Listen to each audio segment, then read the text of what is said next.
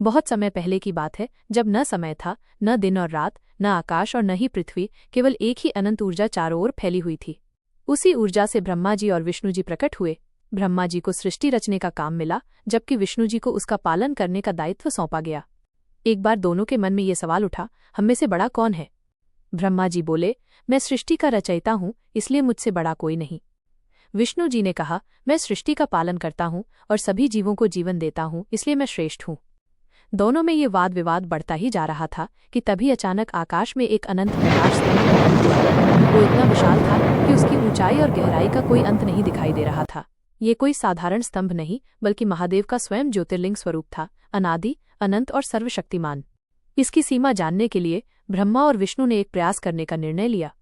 विष्णु जी एक वराह का रूप लेकर नीचे की ओर गए, जबकि ब्रह्मा जी एक हंस का रूप धारण कर ऊपर की ओर उड़ चले।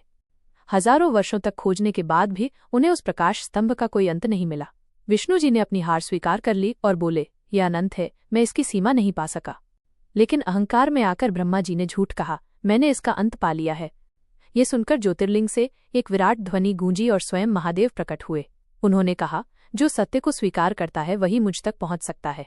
विष्णु, तुमने सत्य कहा, इसलिए तुम्हें पूज्य माना जाएगा, और ब्रह्मा, तुमने झूठ बोला, इसलिए तुम्हारी पृथ्वी पर पूजा नहीं होगी।